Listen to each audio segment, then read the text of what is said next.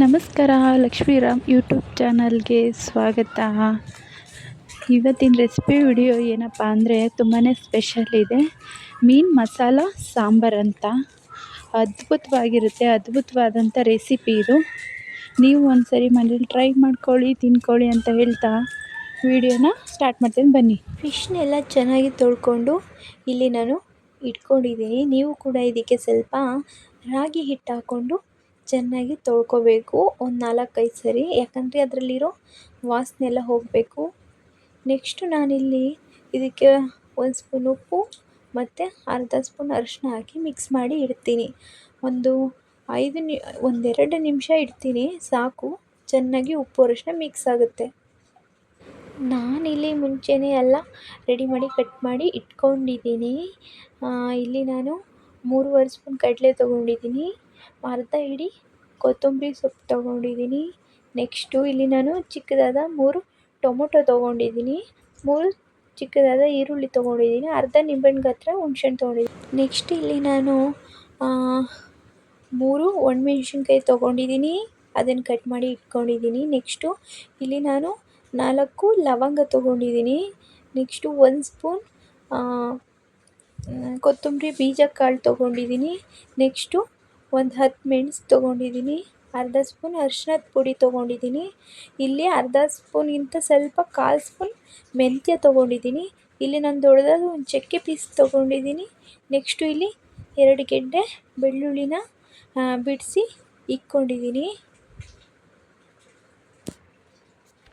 Next ಇಲ್ಲಿ ನಾನು masala powder ಇಟ್ಕೊಂಡಿದ್ದೀನಿ. ನಾನಿಲ್ಲಿ 2 ಸ್ಪೂನ್ ಅಚ್ಚ ಖಾರದ ಪುಡಿ ತೊಗೊಂಡಿದ್ದೀನಿ, 1 ಸ್ಪೂನ್ ಕಡಲೆ ಹಿಟ್ಟು ತೊಗೊಂಡಿದ್ದೀನಿ, 3 ಸ್ಪೂನ್ ಮೀನು ಮಸಾಲ ತೊಗೊಂಡಿದ್ದೀನಿ. ಗ್ಯಾಸ್ ಆನ್ ಮಾಡಿ ಇವಾಗ ನಾನು ಪಾತ್ರೆ ಇಟ್ಟಿದ್ದೀನಿ, ಪಾತ್ರೆ ಬಿಸಿ ಆಗ್ತಿದೆ. ಇವಾಗ ನಾನು ಇದಕ್ಕೆ ಮಸಾಲಾನ ಹುರ್ಕೊಳ್ಳೋಣ.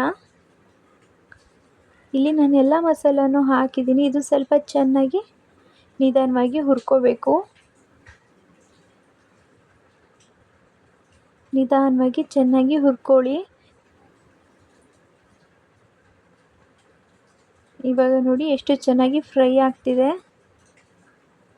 ಇದು ಗಮ್ ಅಂತ ಸ್ಮೆಲ್ ಬರಬೇಕು. ಇವಾಗ ಚೆನ್ನಾಗಿ ಇದು ಆಗಿದೆ. ಗ್ಯಾಸ್ ಆನ್ ಮಾಡಿ ಪಾತ್ರೆ ಇಟ್ಟಿದ್ದೀನಿ, ಪಾತ್ರೆ ಬಿಸಿಯಾಗಿದೆ. ಇಲ್ಲಿ ನಾನು 2 ಸ್ಪೂನ್ ಆಯಿಲ್ ಹಾಕ್ಕೊತಾ ಇದ್ದೀನಿ.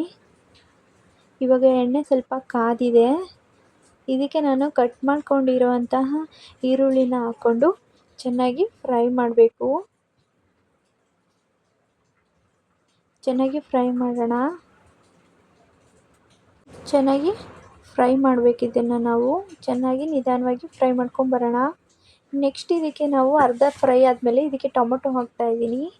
ಇದನ್ನು ಕೂಡ ಸ್ವಲ್ಪ ಫುಲ್ ಫ್ರೈ ಆಗೋದೇನು ಬೇಕಿಲ್ಲ, ಇದು ಒಂದು ಅರ್ಧ ಫ್ರೈ ಆದರೆ ಸಾಕು. ಚೆನ್ನಾಗಿ ಸ್ವಲ್ಪ ಬಿಟ್ಟು ಫ್ರೈ ಮಾಡಿ. ಇದಕ್ಕೆ ನಾನು 1 ಚಿಟಿಕೆ ಅರಿಶಿನ ಹಾಕ್ಕೊಂಡು ಫ್ರೈ ಮಾಡ್ತಾಯಿದ್ದೀನಿ. ಅರಿಶಿನ ಹಾಕೋದ್ರಿಂದ ಕಲರ್ ಎಲ್ಲ ಚೆನ್ನಾಗಿ ಬರುತ್ತೆ. ಇದಕ್ಕೆ ನಾನು ಬೆಳ್ಳುಳ್ಳಿ ಎಲ್ಲ ಹಾಕ್ಕೊಂಡಿದ್ದೀನಿ. ಇವಾಗ ನಾನು ಮಸಾಲೆಗಳನ್ನ ಹಾಕ್ಕೊತಾ ಇದ್ದೀನಿ. ಮಸಾಲೆಗಳನ್ನ ಹಾಕ್ಕೊಂಡು ನಿಧಾನಕ್ಕೆ ಇದನ್ನು ಫ್ರೈ ಮಾಡಿ. ಗ್ಯಾಸ್ನ ಕಮ್ಮಿ ಕೊಟ್ಕೊಂಡು ಫ್ರೈ ಮಾಡಿ. ಚೆನ್ನಾಗಿ ಮಸಾಲ ಇವಾಗ ಫ್ರೈ ಆಗಿ ರೆಡಿಯಾಗಿದೆ. ನೆಕ್ಸ್ಟ್ ಇದನ್ನು ನಾವು ರುಬ್ಕೊಳ್ಳೋಕೆ ಹೋಗೋಣ ಬನ್ನಿ.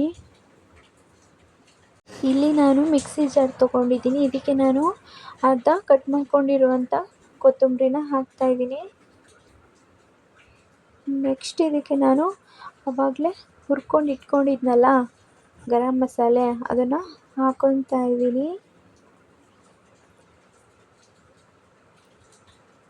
ನೆಕ್ಸ್ಟ್ ಇದಕ್ಕೆ ನಾನು ಕಡಲೆಪಪ್ಪನ್ನ ಹಾಕ್ಕೊತಾ ಇದ್ದೀನಿ.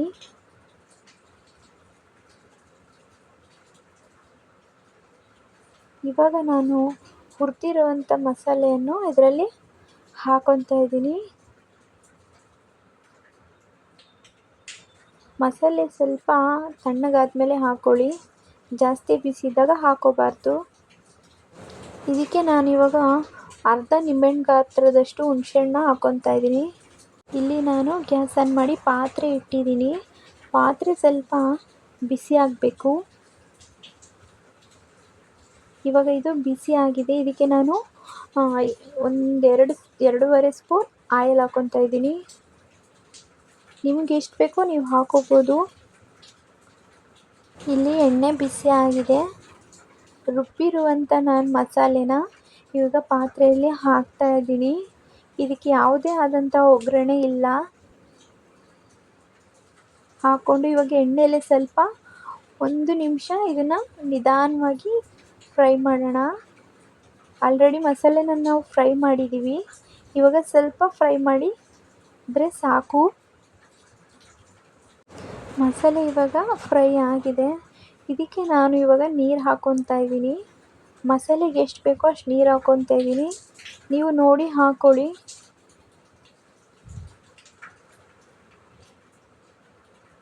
ಹಾಕಿಬಿಟ್ಟು ಚೆನ್ನಾಗಿ ಇದನ್ನು ತಿರುಗಿಸಿ ನೀಟಾಗಿ ಮಿಕ್ಸ್ ಮಾಡಿ ಸಾಂಬಾರನ್ನ ಒಂದು ಪ್ಲೇಟ್ ಮುಚ್ಚಿ 2 ನಿಮಿಷ ಚೆನ್ನಾಗಿ ಕುದಿಯಲು ಬಿಡಿ. ಆಮೇಲೆ ನಿಮ್ಗೆ ಎಷ್ಟು ಬೇಕೋ ರುಚಿಗೆ ತಕ್ಕಷ್ಟು ಉಪ್ಪು ಹಾಕ್ಕೊಳ್ಳಿ. ಉಪ್ಪು ಹಾಕ್ಕೊಂಡು ಚೆನ್ನಾಗಿ ಮತ್ತೊಂದು ಸರಿ ಮಿಕ್ಸ್ ಮಾಡಿ ಸಾಂಬಾರ ಮೇಲೆ ಪ್ಲೇಟ್ ಮುಚ್ಚಿ ಅದನ್ನು 2 ನಿಮಿಷ ಚೆನ್ನಾಗಿ ಕುದಿಯಲು ಬಿಡಿ. ಇವಾಗ ಹೇಗೆ ಕುದೀತಾ ಇದೆ ನೋಡೋಣ ಬನ್ನಿ. ಚೆನ್ನಾಗಿ ಕುದೀತಾ ಇದೆ. ಈ ಥರ ಕುದಿಬೇಕು. ನೀವು ಅರ್ಧ ಕುದ್ದಾಗ ಹಾಕೋಬಾರ್ದು. ಯಾಕಂದರೆ ಈ ಮಸಾಲೆಯಲ್ಲಿ ಚೆನ್ನಾಗಿ ನಾವು ಹಾಕಿರುವಂಥ ಮಸಾಲೆ ಎಲ್ಲ ಚೆನ್ನಾಗಿ ಕುದ್ದು ಘಮ ಘಮ ಅಂತ ಪರಿಮಳ ಬರ್ತಾ ಇರಬೇಕು. ಆವಾಗ ನೀವು ರೆಡಿಯಾಗಿದೆ ಮಸಾಲ ಅಂತ ಅಂದ್ಕೋಬೇಕು. ಇಲ್ಲಿ ನಾನು ಮಸಾಲೆ ರೆಡಿಯಾಗಿದೆ. ನಿಧಾನವಾಗಿ ಒಂದೊಂದೇ ಮೀನನ್ನ ಹಾಕ್ಕೊತಾ ಇದ್ದೀನಿ.